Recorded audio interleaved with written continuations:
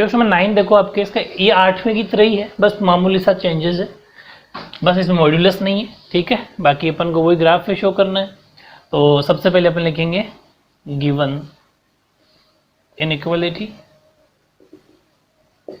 दी गई है समीका, और वो अपन को दे रखी है 2x प्लस 3y इज, देखो यह जो साइन इस तरफ होता है इसका मतलब ये 3 से बड़ी है, तो अगर आप 3 से बोलते हो लेस देन 3 है, ठीक है, ओके।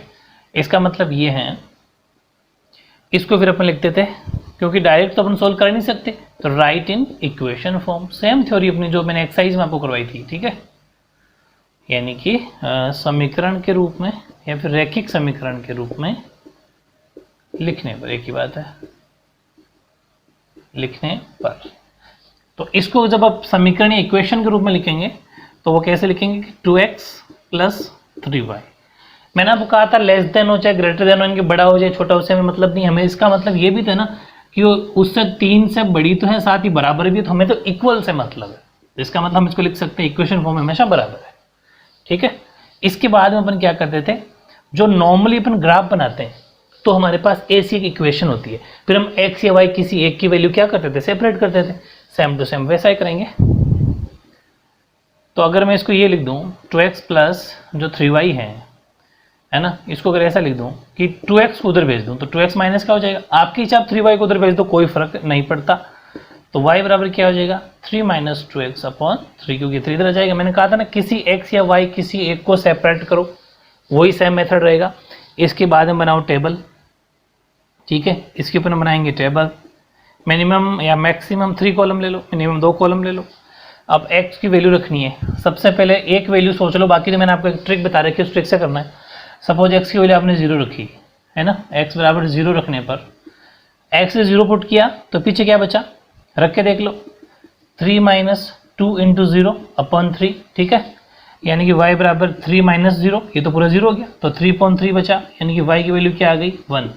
तो जब आपने 0 रखा था तो 1 आ गया y, x 0 रखने पर 1 आ गया। अब नहीं सोचना, अब आप 1 सेकंड में कर सकते हो, मैंने आपको एक टेक्निक बता रखी है, ट्रिक बता रखी है कि फर्स्ट नंबर जो आपने सोचा था, क्या सोचा आपने 0, अब आपने किसका भाग दे रहे थे आप इसके अंदर 0, इसके अंदर 3 का, तो वो 0 के अंदर जोड़ते जाओ। अब जो नंबर आपने सोचा उसमें जिससे डिवाइड कर रहे हो वो नंबर सोच लो, जोड़ने पर क्या आएगा 3। इसका मतलब अब की बार x के बराबर 3 ही रखना, ताकि पॉइंट वैल्यू नहीं आएगी, ये फिक्स टारगेट होता है, एक ट्रिक होती है। x बराबर 3 रखा तो y बराबर क्या आ गया 3 माइनस 2 इंटू 3 अपॉन 3, यानी कि y बराबर क्या आ गया, y बराबर 3 माइनस 6 अपॉन 3, तो y बराबर आ गया माइनस 3/3, कट जाएगा तो y बराबर आ गया -1। तो जब आपने x बराबर 3 रखा तो y आ गया -1, इतना आ गया था, इसमें फिर 3 जोड़ लो भाई, x प्लस 0 प्लस 3 जोड़ चुके, फिर 3 में फिर 3 जोड़ लो, मतलब की बार 6 रखेंगे, बड़ा सिंपल है। तो x बराबर रखेंगे अपन 6 रखा तो y की वैल्यू क्या बन गई क्वेश्चन में, y बराबर 3 माइनस 2 इंटू 6 अपॉन 3, यानी कि y बराबर 3 माइनस 12 अपॉन 3, y बराबर -9/3, y इक्वल्स टू 3 3 9, 3 3 9, यानी कि जब आपने x 6 रखा तो यहाँ आ गया -3। तो इस तरीके से एक सिंपल सी टेबल तैयार हो जाती है। ट्रिक ध्यान रखना ताकि टाइम बच जाए, कभी भी पॉइंट के सोल्यूशन नहीं आएगा आपका, मस्त रहो, वरना सोचोगे तो फिर टाइम वेस्ट होता है। ये x dash y dash, highest value देख लो 6 है, तो 1 2 3 4 5 6 1 2, इधर माइनस का होता है तो खैर सिंपल सी बात, अब आप समझ ही गए, -1 -2 -3 -4 -5 -6, 1 2 यहाँ 0 होता ही, 3 4 5 6, ये सब प्लस के होते हैं, ये और ये, ठीक है।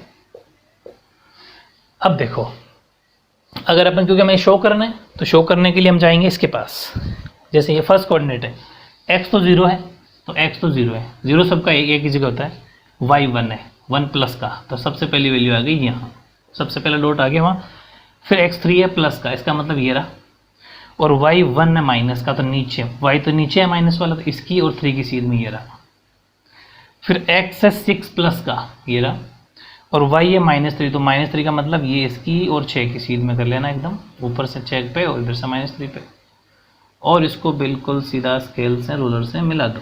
ठीक है, आपके बिल्कुल सीधा मिलेगा ये मिलाने के बाद देखो ये अपन तीनों कोऑर्डिनेट दिखा दिए। अब इसमें अपन को शेड करना है, छाया करनी है, समुच्चय को किधर दिखाना है। तो देखो अगर मैंने आपको फिर एक ट्रिक बता रखी थी कि x और y अगर हो तो x बराबर भी 0 रखना है, चेक करना है, इस चीज़ को जांच करनी है कि छाया किधर बनेगी, शेडो किधर बनेगी, और y बराबर भी 0 रख के चेक करना है। किस में? क्वेश्चन में। ये जो इक्वलिटी है, इनइक्वलिटी दे रखी है, इसमें इनइक्वलिटी में रखेंगे अगर अपन तो 2 × 0 प्लस 3 × 0 लेस देन 3, यानी कि ये जहां पर भी x और y था वहां 0 0 रखना हमेशा। और जैसा 8वें के अंदर y था नहीं, सिर्फ x था, तो अपन x 0 रख लिया, वो तो खैर जहां जो हो ये 0 0 मतलब पूरा 0 हो गया। क्या ये बात सही है कि 0 3 से बड़ा है या फिर 0 3 के बराबर? यानी कि ये बात गलत है। और जो बात सही होती, मतलब ऐसे मैंने आपको ट्रिक बताई थी, सिंपल सोचना कि जो सही होता है उसको अपन घर में एंटर देते हैं, इसका मतलब इस मूल एक्सिस की अंदर की तरफ छाया बनती, लेकिन ये तो गलत है, ये बात गलत है, इसको अपन बाहर भेजेंगे इस मुख्य अक्ष।